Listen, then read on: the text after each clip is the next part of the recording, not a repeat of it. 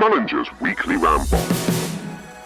Hello, my friends. It is Wednesday, the 13th of November, and it is, of course, time for Mullinger's Weekly Ramble with me, your friend, James Mullinger. It is 6 o'clock in the morning. So, again, apologies if my voice sounds croaky.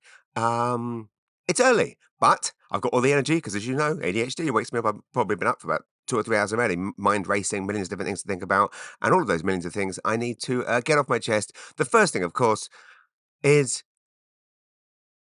the same thing we probably all have on our mind, which is what the hell happened? This time last week, the podcast landed pretty much minutes before.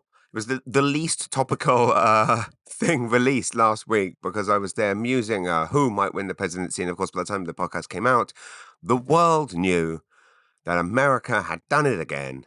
One could be seemed like folly, twice feels like, I don't know. How did it happen?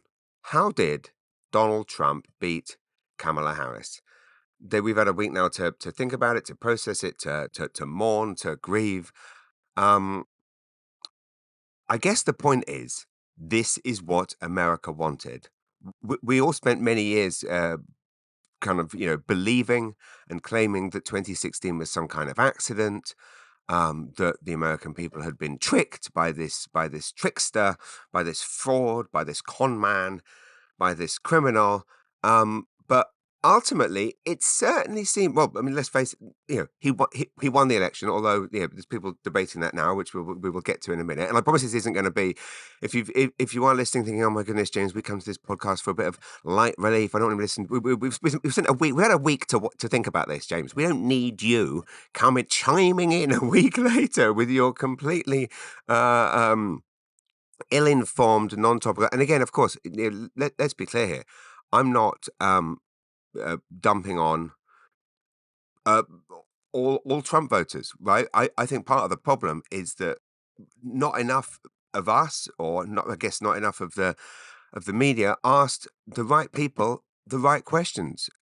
There is this there's this thing that Trump always pushes about the liberal bias of the media and blah blah, and what kind of plays into his hands is that the impression that is given, or the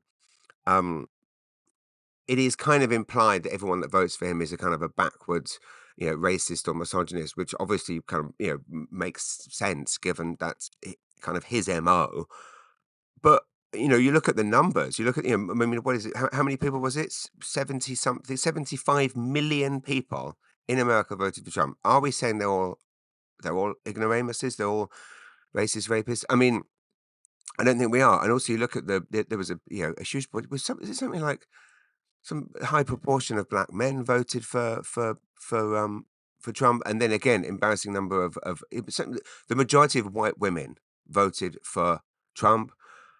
Again, apparently, completely not put off by the fact that this man, has been proven of sexual assault, has been caught on camera talking about it, again, wants to take away abortion. And for some reason, I mean, again, I think all of us have our minds were completely blown. We couldn't believe it. We all felt so sad because it's like, how do you educate your children? I mean, it certainly makes you feel like, we just did our tax return. You look at how much money you pay in tax, and we spent my wife spent the entire weekend working, the entire long weekend working on a tax return, and then you go, okay, well, how do you explain to your kids that the president of the United States didn't pay tax? Chose to not pay tax, was caught not paying tax, has been broken dozens, if not hundreds, of laws, caused riots that cost people's lives, rapists, blah, blah, blah, blah, blah, blah, blah. And you go, yeah, he's running the most powerful country in the world. 75 million people think that all of those crimes is absolutely fine. And again, I'm not going to go down this slippery path, but you can. The tragic thing about what's happened, I think, is that it could flip a lot of people's mindsets to what is the point of playing by the rules? Because the person who got the highest office in the land played by none of the rules, broke all of the rules, broke all of the laws, and and basically it comes back to that horrible phrase you always hear about, nice guys, I don't know, sorry, nice people finish last. And everything about this result certainly says that, and you kind of look at you and laughing, "Oh my god, look at how hard you work, look at how," of course, we're all decent people because we want to be decent people, but it's very depressing. And then, of course, there was I thought it was quite hilarious when it announced. I read in The Guardian how there were protests against Trump erupted. They said erupted, but basically it was peaceful protests. Of course, this is the difference, right? If Kamala had won, Republicans would be rioting. America would be, I mean, the White House would be on fire if Kamala had won.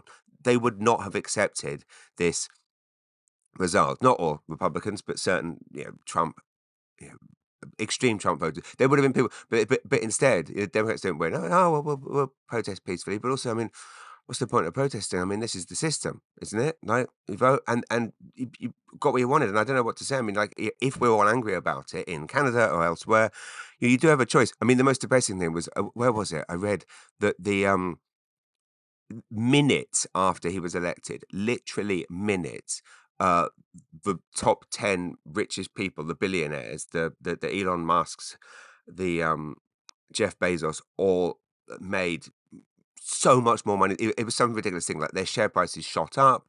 So again, already it started to happen already. The rich are already getting richer.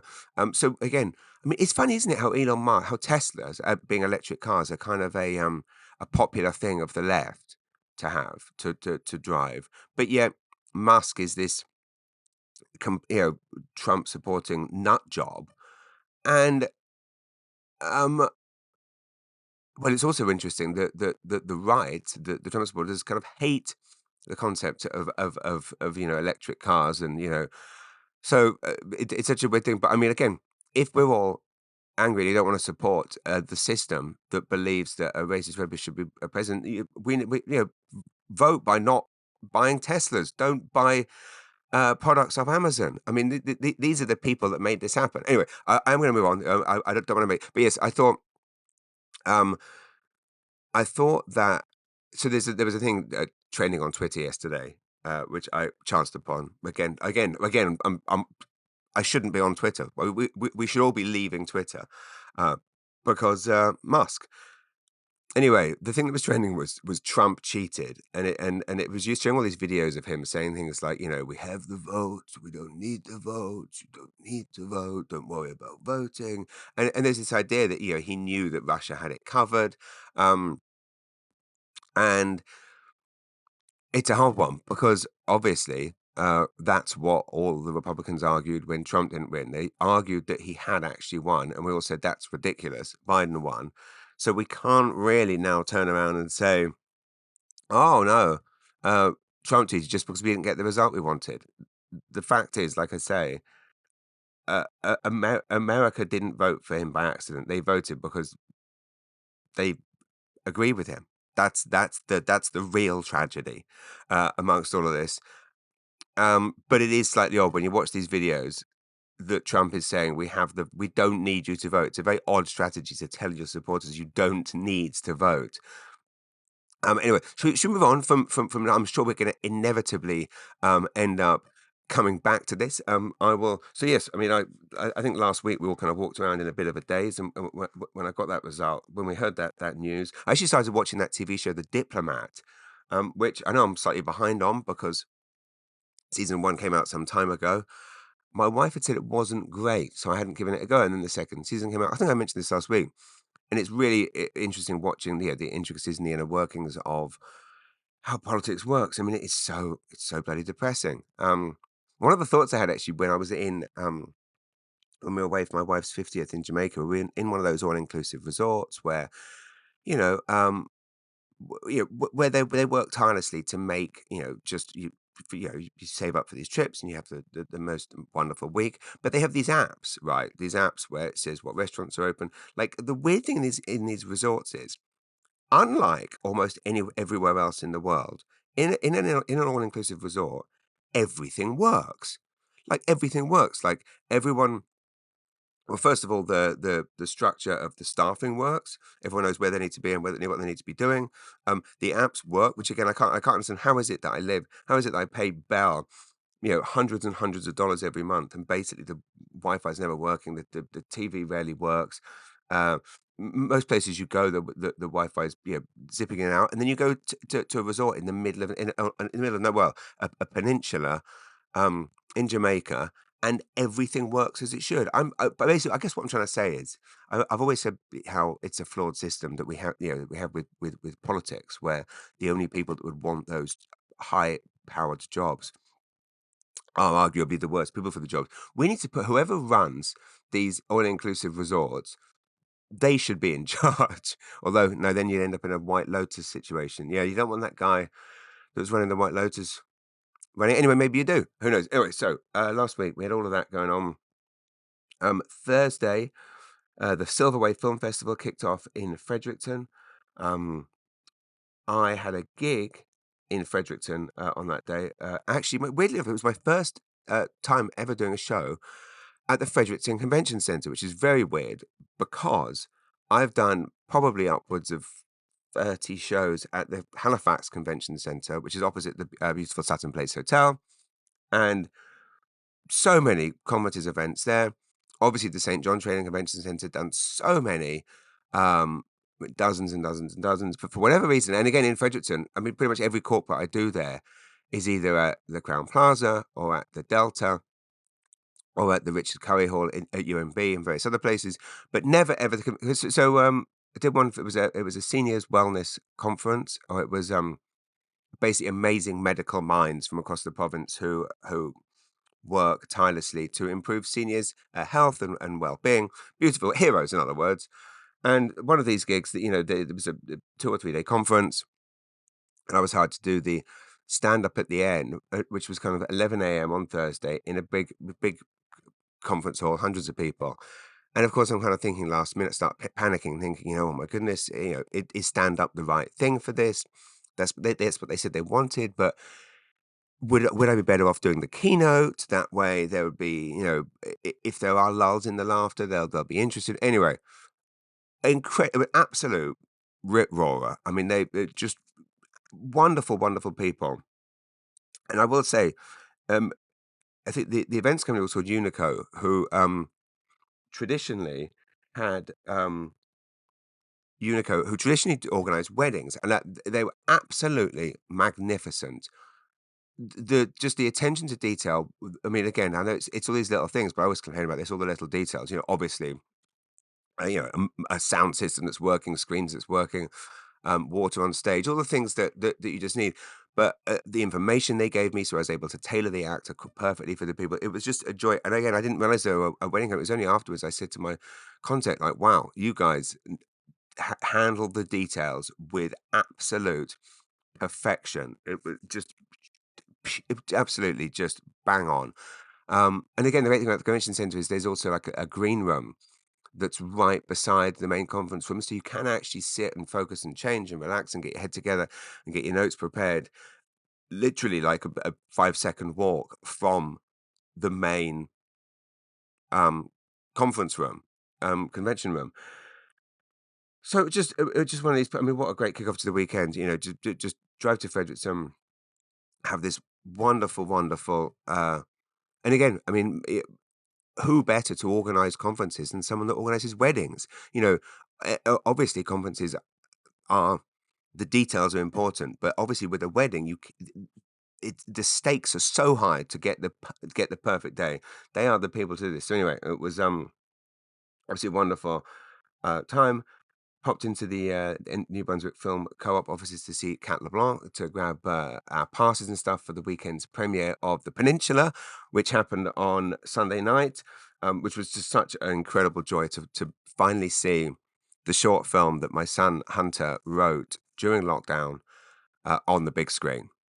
Um, it's been felt like it'd been a long time coming. It was. I'm sure some of you know the story. I maybe told it on this podcast before. Let me just have a sip of coffee. Sorry, one sec.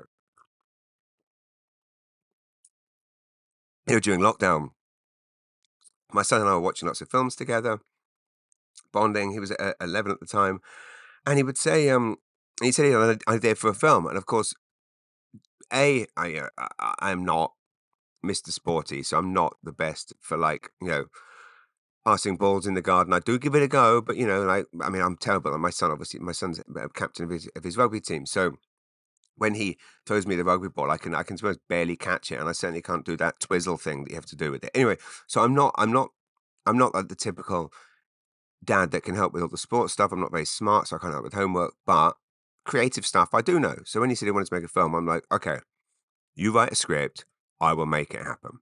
And he did. He wrote a script for a beautiful short film, which we decided was going to be set on the Kingston Peninsula, based on the fact that A, it's our most favorite, it's our favorite place in the world, and B, it's just it's so unique looking visually, and we figured it would do well. This was me thinking ahead. I was like, the Kingston Peninsula is such a unique and unspoiled landscape that capturing that on film with Tyler Warren Ellis's majestic cinematography will just look so incredible on the big screen, but crucially look so impressive to people around the world. So when I enter it into film festivals elsewhere, it would blow people's minds, this place, and be like, where is this magical place? So um I know, and again, I make a lot of jokes about the Kingston Peninsula, but it again all comes from a place of love, and so he wrote the script, and the characters were a boy that was going to be played by him, and then we needed an older gentleman. So I thought the best person for the job would be and well, it was Hunter's idea, but it would be his sorry, my father-in-law, but his grandfather, Barry Arthurs, who is just the most wonderful man, and of course, and has never had any interest in acting, but, would do anything for Hunter, do anything for me. So kindly stepped up. I remember it was a busy weekend for us when we filmed it, because we were filming my stand-up special unscheduled. It was called unscheduled. No, rescheduled is what we called it, because everything kept getting rescheduled due to COVID. It was at Punchlines Comedy Club, and we filmed it on the Friday and Saturday night. It was maybe it was a few shows a night. And then on the Sunday, I went to film for the first day of filming of The Peninsula, and it was, just amazing being out in the woods, out in the snow. Some of the scenes were filmed on my favorite trail in Rothesay. The gorgeous shots with the stream where Hunter throws a rock, skims a rock on the water, and literally it does about 15 jumps. It's like the best skim you've ever seen. So amazing that we have that on film. Katie Oram, who I met on the zombie film Anonymous Zombie, she did the makeup. There's a scene with a lot of gore in it. And anyway, so the film was finished earlier this year, uh, and then I entered it some film festivals, and it did really, really well. Like we got accepted into all these different film festivals: Las Vegas, Atlanta, Tokyo Short Film Fest, Berlin. Hunter won Best Youth Actor at the New York Independent Cinema Awards, which was just incredible. But it hadn't screened in Atlantic Canada.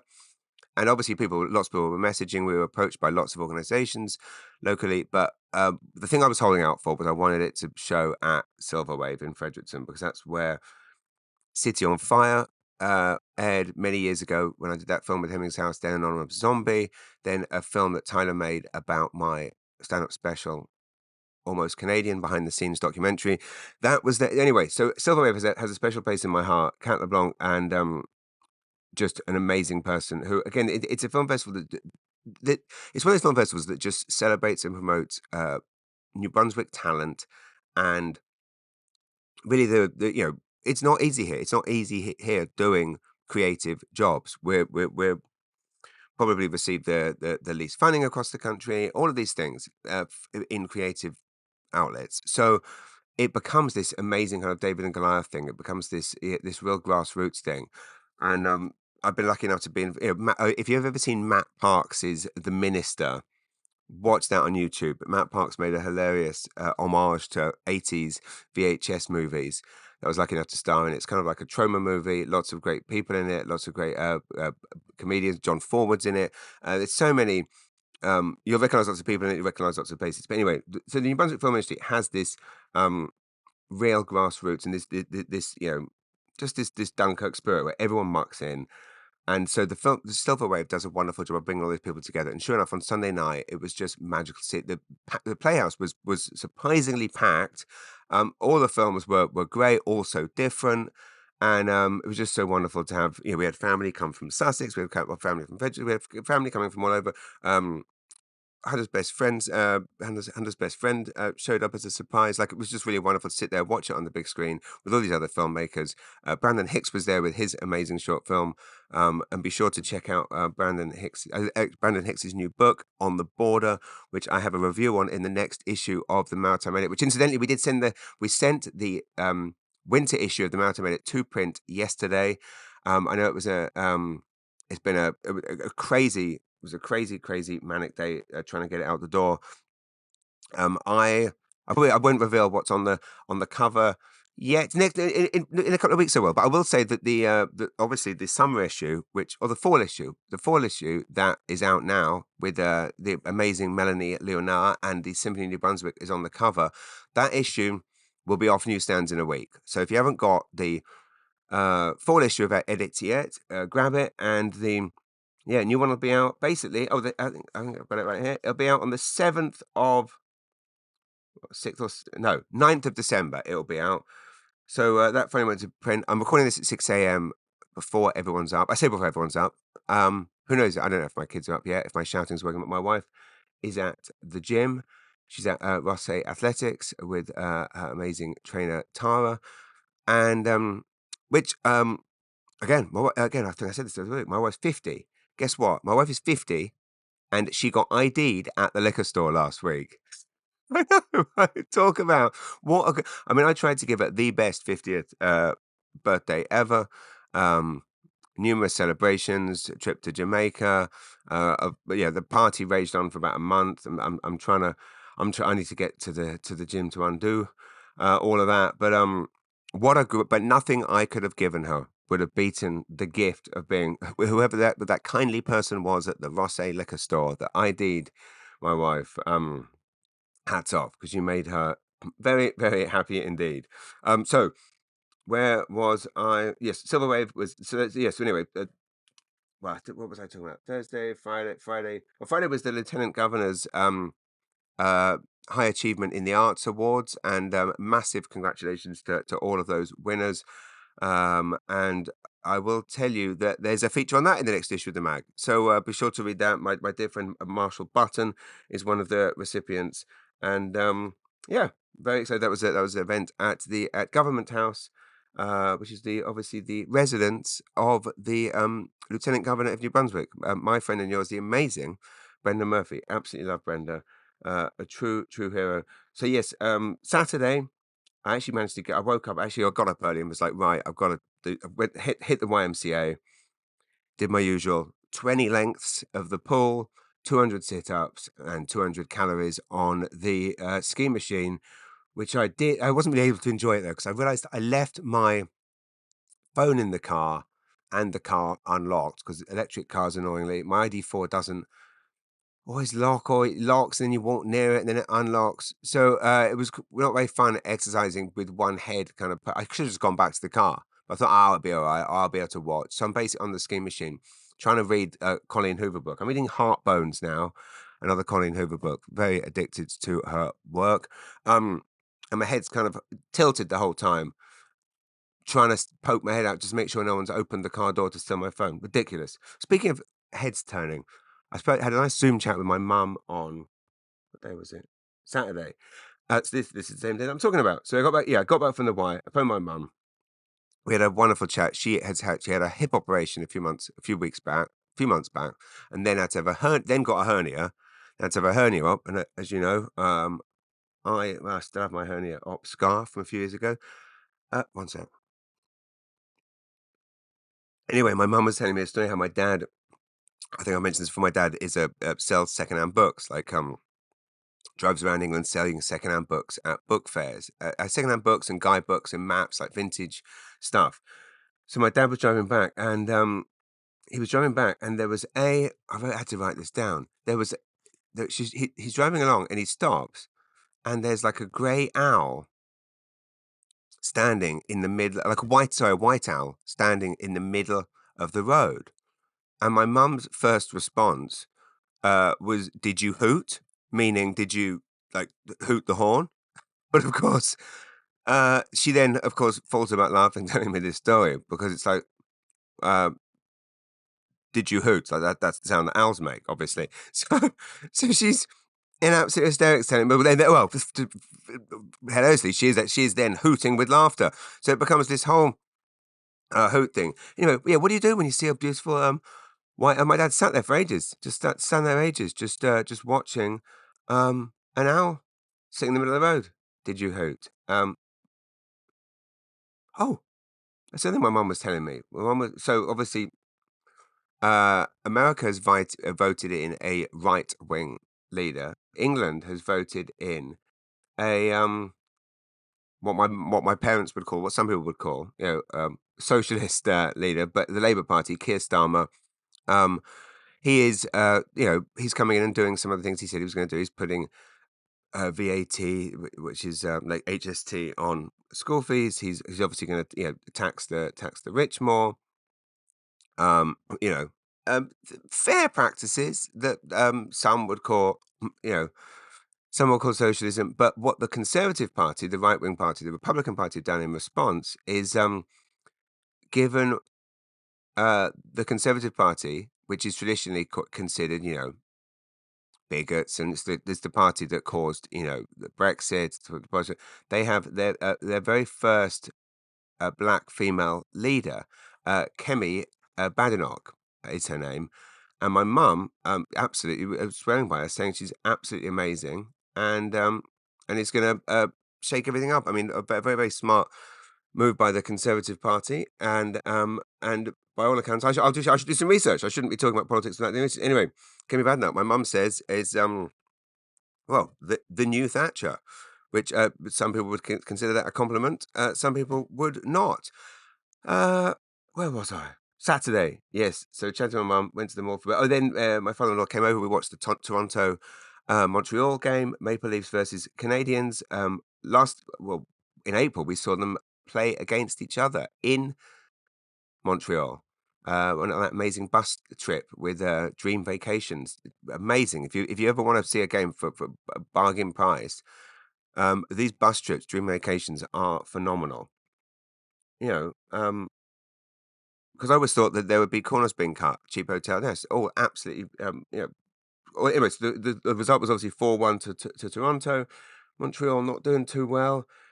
Um, Fun time Sunday. Oh yeah, Sunday. Well, actually spent the whole morning doing leaves in our front yard. Doesn't look like we did, but we did.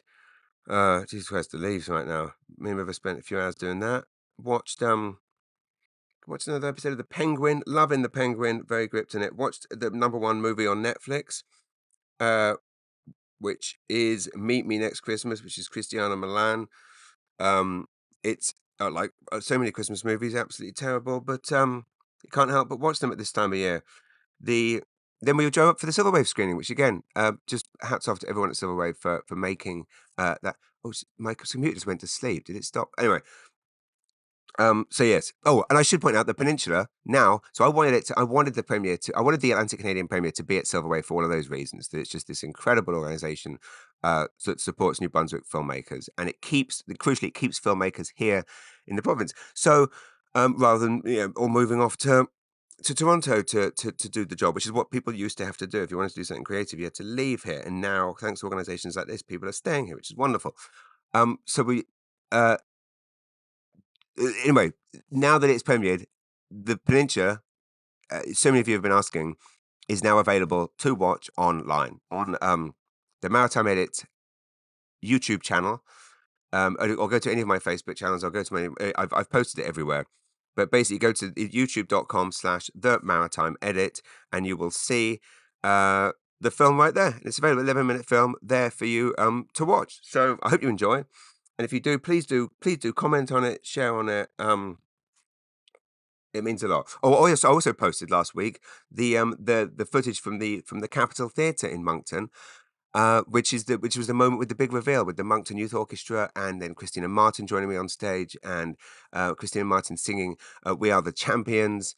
because the theme of my show was all about community champions within Moncton. I mean, magical moment captured majestically by Tyler, and I hope you enjoy it. And again, I'm making it my life's mission now to support young artists because, like I say, a I was too shy as a child to even think about performing. So I have so much respect for anyone that has any confidence to do anything on camera, on stage, you know, with a paintbrush at as a child. So I want people, I want us all to get out. And actually, on this, the St. John, the New Brunswick Youth Orchestra actually have a show at the St. John High this Saturday, the 16th of November, that I will be going to. It is also the great Ken Tobias's memorial after that, which I will be going to. Um, but yeah, get out and support. Yeah, get out and support up and coming comedians. On my Instagram feed, I'm going to be posting about a local comedian every week. I mean, and I think I mentioned this before. In Fredericton, a new comedy club has opened called the Comic Sutra, which I hope to make it to very, very soon. It's been selling out every weekend. Michelle Petit, Brad Rice, who else here? John Scove Nielsen, all been performing there, all been ripping the roof off. It's been selling out non-stop. And I'm hoping I can do a show there early next year. Oh, this Friday, it's finally the Jake Paul and Mike Tyson fight, which, I mean, let's face it, it's not pay-per-view, it's free on Netflix. So if you have a Netflix subscription, it's free. If you don't have one, it's $10 to subscribe, and then you get a month's worth of stuff. And so cheaper than any pay-per-view in history, which will undoubtedly make this this is going to be the most watched fight in world history, without question. Obviously, there's a lot of people very cynical about it. Tyson's in his late 50s. Jake Paul's in his 20s.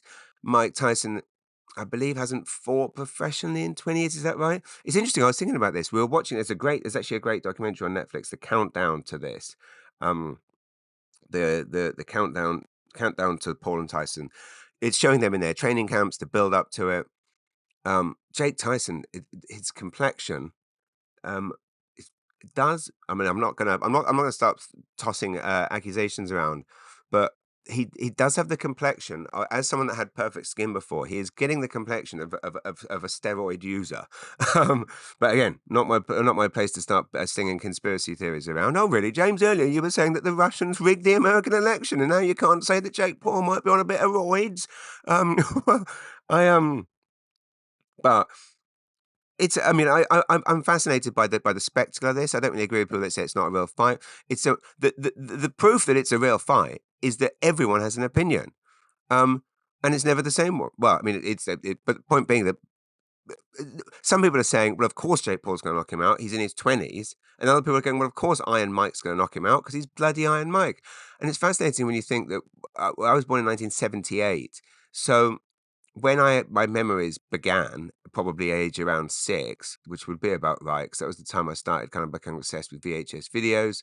But you would be aware, I would say Mike Tyson was one of, along with Michael Jackson, probably the most famous person I would have been aware of, like the first person. And so it's fascinating the generational thing of like Jake Paul is that because of that disgusting prime drink that he tricked all our kids into wanting to buy for a period of 3 months. What the hell? How the hell did he do that? That was an insane time.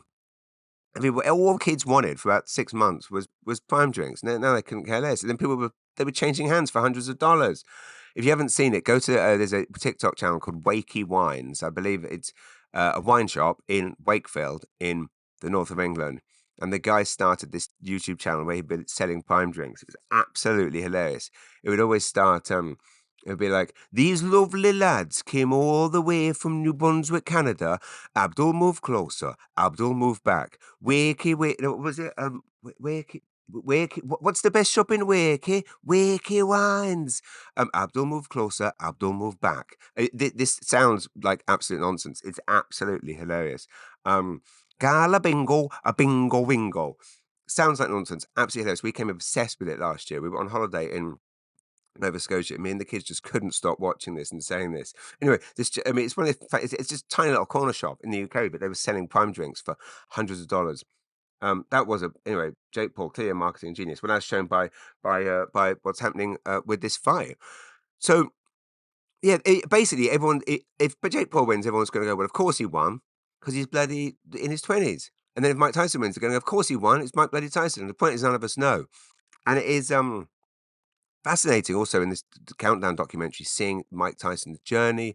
I didn't know some of the stuff about his mentor, about how he went to jail, and then there was he had this boxing trainer that, I mean, it's a real Rocky story. It's fascinating, and of course, not many people realize with the undercard for the Tyson Paul fight is.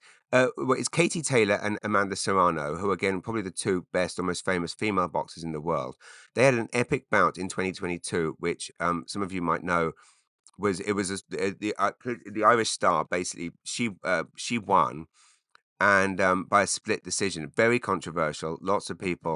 Um, lots of people questioned it. It was a very close fight, but it was the first female boxing event to basically fill a venue like Madison Square Garden. New York's Madison Square Garden was packed for Katie Taylor and Amanda Serrano. What I didn't know was that Jake Paul was behind the promotion of that. Jake Paul made that happen. So again, um, not. I mean, I'm not a Jake Paul hater, but I wasn't like a huge fan. But I have to say, that's a nice bit of feminism there, supporting the making that happen. Women's sports often struggle to get those numbers for whatever reason. Bill Burr has a theory which is absolutely hilarious and well worth watching. I believe in his Red Rock special. Oh, but Bill Burr did Saturday Night Live monologue on Saturday night. Um, Hit and miss, I'd say, as a massive fan. Um, I like, but he kind of said he wasn't going to do politics, then did. He basically blamed Kamala's loss on the pantsuit. And he made a very funny reference to the fact that it was kind of, ladies, it's 2-0 against this guy now, and lose the pantsuit.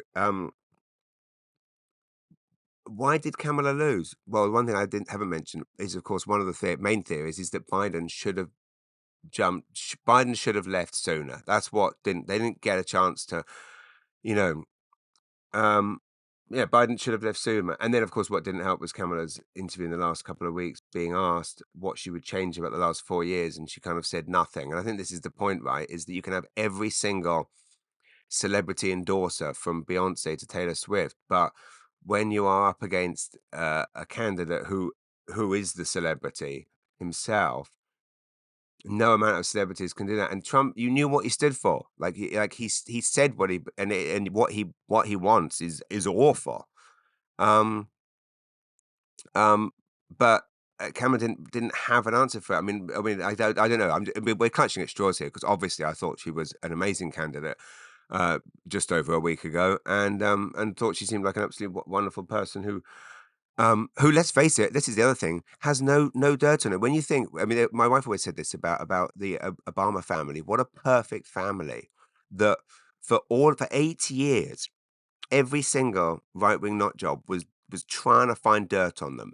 Anything. They were even resorting, to making up lies and pretending he wasn't born in America. They tried everything. They would have paid anything, done anything, killed anyone, stabbed anyone, robbed anyone, done anything to find one piece of dirt on the Obama family, and there was nothing. I mean, imagine if one of the daughters had broken out one night and gone drinking, and it was caught on the papers, but nothing. And a similar situation with Kamala, where they wanted to find bad things. These are people that have devoted their entire lives to public service, and they have never put a foot wrong or done something wrong or criminal or immoral. And then conversely, you've got the guy who won, the president of the United States of America, who has basically broken all these laws, that if we had broken one of those laws, we would be in jail. But he got it. So it's absolutely mind-boggling. But again, I promised I wouldn't come back to it. Okay, we're running out of time. Tyson Paul. So yes, Tyson Paul, Friday night. Well, we'll talk about that after it happens. Obviously, on Saturday night, do go and watch the New Brunswick Youth Orchestra at the St. John High School, which is where I'm going to be performing next year. Actually, my St. John tour date next year. I needed a switch up, and I missed the St. John High, the Dennis Nib Auditorium, so I'll be performing there. This Sunday, by the way, is the Rothesay Yule. There are still a few tickets left. It's going to be the biggest one, best one yet, guaranteed best Christmas event of the season. My wife works tirelessly all year round. Every single cent goes to the St. John Regional Hospital Foundation, goes to supporting nurses, the heroes of our community. So go to marathonminute.com to get tickets for the Rothesay Yule this Sunday, the 17th of November. And the following week, I'm in BC. I've got 4 shows in BC the following week: Salmon Arm, Penticton, Vernon, and Kelowna. Penticton is sold out. Vernon is sold out. There are still some tickets for Wednesday night, Wednesday the 20th of November, in Salmon Arm. So if you have any friends in Salmon Arm, BC or nearby, please tell them to come and see me. I'm at the Samar Classic Theatre. It's a vintage theatre, absolutely gorgeous, like a movie theatre, movie cinema theatre. Blah, blah. It's a cinema. Absolutely majestic. It's like walking into Stranger Things or an old Spielberg movie. And then Saturday night, I'm in Kelowna at the Mary Irwin Theatre, where my friend Steve Patterson was last night, and the amazing Steph Tolev was the night before. And I'm there next Saturday night, Mary Irwin Theatre, which is at the Rotary Centre for the Arts, which is one of my favourite places to perform. I'm rushing because I am going to PEI in a few moments. I think I mentioned last week we have a Cadillac Lyric on loan from Cadillac, which is the new Cadillac Lyric. Oh my goodness, it's like the future. Oh, this thing drives itself. Did I tell you this last week? The car drives itself. It's Knight Rider, and all that has got the lights of Knight Rider. I feel like Michael Knight. Funny,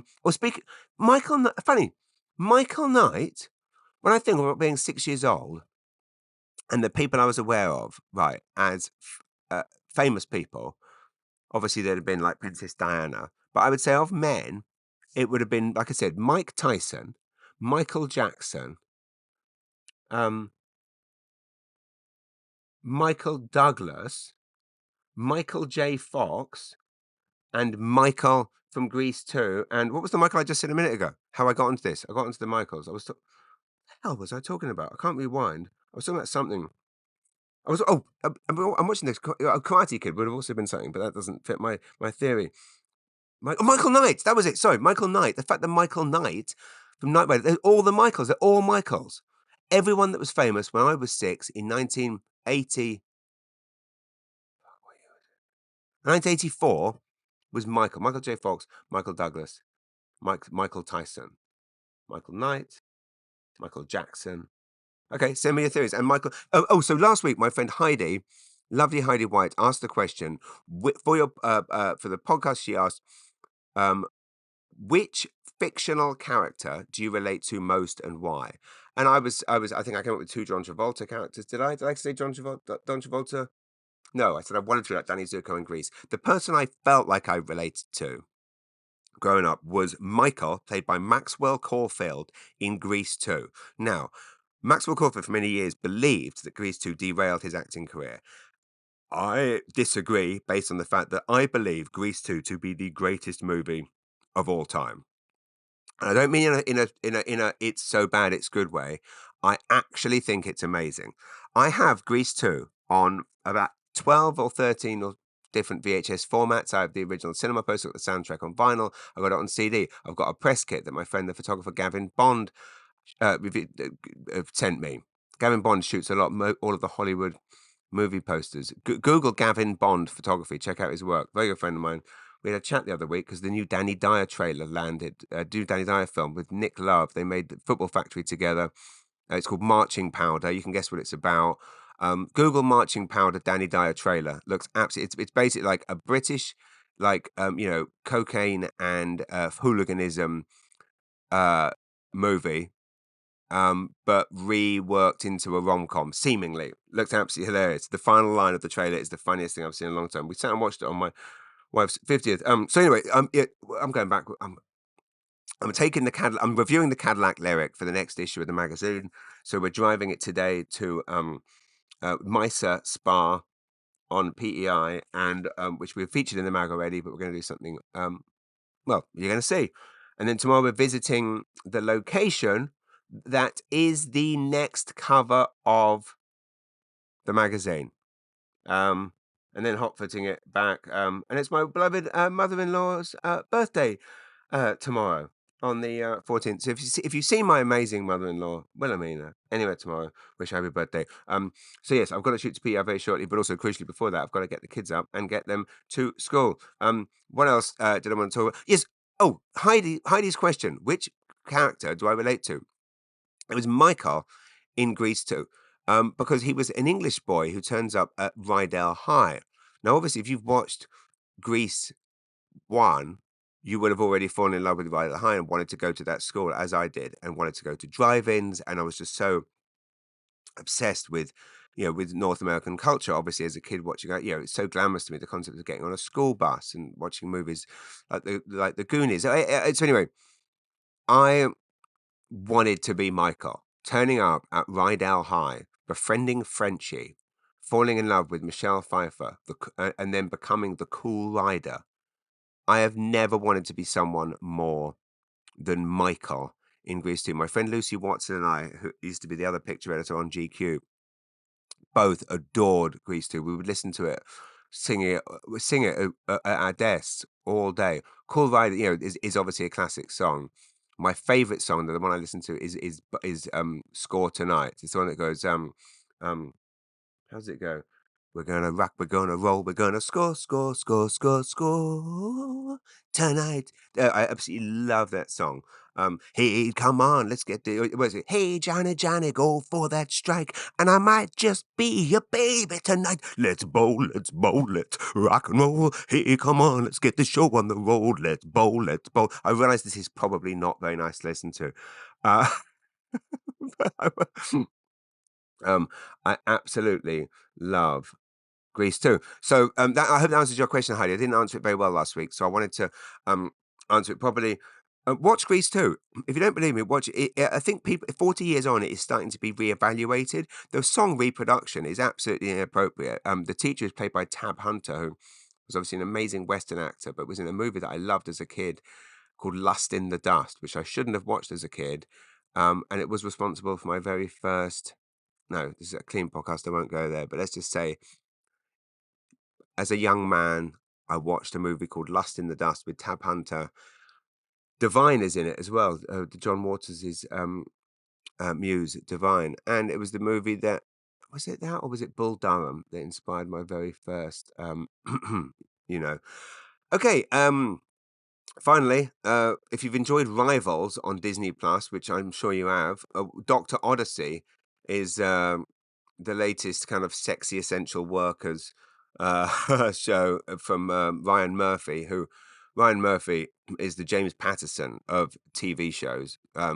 Quantity, not quality, but every now and again he does do something good. Although I do hate a lot of them. But the premise is so simple. I mean, it's amazing no one's thought of it before. Joshua Jackson, Pacey, is it Pacey from Dawson's Creek, who was so brilliant in that show, The Affair. The Affair is one of my favorite TV shows of all time. If you haven't seen The Affair with Dominic, British guy Dominic something, and Ruth Wilson, absolutely phenomenal show.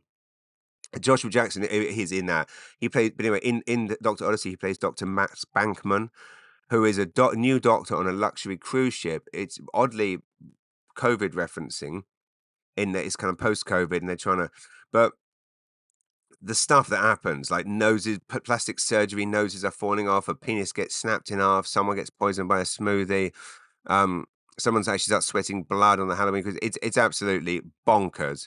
If you like shit TV, this is like the holy grail of shitness. So yeah, Friday, Tyson and Paul. Saturday, it's a big fight weekend. John Jones and Stipe Miocic are fighting, which of course is a very, very big one. UFC, everything's historic to them, isn't it? Every single week there's a new. It's UFC. History will be made. Is it really historic? Every single week, can something be historic if it's every week? 10, like people just belting shit out of each other. Is it historic? Maybe it is. And Charles Oliveira is fighting Michael Chandler as the undercard, which must feel like a step down for Michael Chandler since he was supposed to be on the headlining, fighting Conor McGregor, since Conor McGregor dicked him about, which interests Conor McGregor, of course, accused of something deplorable the other week. So if you don't know about that, Google it. It's or don't. In fact, it's absolutely quite horrible. the thing he has allegedly done. So off him and until and yeah, not a fan of people that do bad things, which is why I did not vote for Donald Trump. So I think that's it. I'm gonna let you all go. I'm gonna keep it short. Short. James, you've been talking bollocks for 50 minutes. Kevjet, of the great podcast Kevjet, asked me last week, what's my favorite band song of all time? It was Poison, nothing but a good time. But each week I'm going to share a different song for you to listen. Obviously, the other thing about Grease 2 is I loved Adrian Zmed, who played Mr. Nogarelli, who was head of the T-Birds, and he was also, you might know him as the sidekick in TJ Hooker. Also, crucially, the best man and best thing about Tom Hanks's classic 1984 Bachelor Party, arguably, in my opinion, Tom Hanks's greatest movie. So my favorite song, I have the soundtrack to Bachelor Party on vinyl as well, and Adrian Zmed actually sings a song on it. Monday this week was the have to say the Rothesay Commons Remembrance Day service, which McGregor Grant organises every year. Absolutely phenomenal. We've been to the Rothesay Commons Memorial Service every single year since we moved here 10 years ago. And a friend of mine, Andrew Fisher, said something very beautiful afterwards. We went to Garden Grove afterwards. And he made the point that Remembrance Day service is probably the thing that in his whole life he's never missed, from like zero to now. And I realized that was probably the same for me. And it's a really beautiful thing that we are all still collectively paying tribute to these incredible service men, women days, and their sacrifice. And I guess they weren't days back then, were they? Men and women. Yeah, I can say men and women when it refers to back then. Service men and women. And yeah, I think my parents took me when I was 0, and I've been, to every a Remembrance Day service every single year since, and will do so until the day I die, the year I die. Anyway, so magical thing. And if you haven't been to the Remembrance Day service on Rothesay Commons, it is a really wonderful way to experience it. Even Monday in the Rain, which actually felt kind of fitting given what all those amazing hero people went through. So yes, favorite band song of all time. Last week I said Poison, nothing but a good time, but I've been listening to. I have each week on my desk. I have a tape recorder on my desk, like a beatbox, and I listen to a different cassette tape each week. This week I've listened to the Buster soundtrack. Phil Collins and Julie. The story about Buster, one of the great train robbers. I've been listening to that. So let's say Keep on Running. Each one I'm going to recommend a different album for you to listen to. Listen to albums, don't listen to songs. Buster soundtrack. There you go. On that bombshell, thank you very much. Be sure to watch The Peninsula on the Maritime Edits YouTube channel. Be sure to please come to the Rothesay Yule this Sunday. I guarantee you the best day out you will have. Don't buy Teslas. Don't buy shit on Amazon. And just sit back and relax. Hopefully, how much damage can Trump really do? We all thought the world was over when Bush was elected 20 years ago. And it didn't end. We all thought the world was going to end when Trump was elected in 2016, and it didn't. Although this time he has far more power, so who knows? We're all screwed. On that bombshell, I've been James Mullinger. See you next week. This has been Mullinger's Weekly Ramble, and you are all very kind for listening. Please do email me your questions for next week. comedy@jamesmullinger.com. Love you all very much. Have a great week. Try not to elect any nutcases into office. Thank you very much. Bye.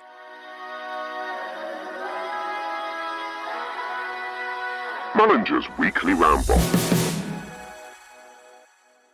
You've been listening to a Podstarter production.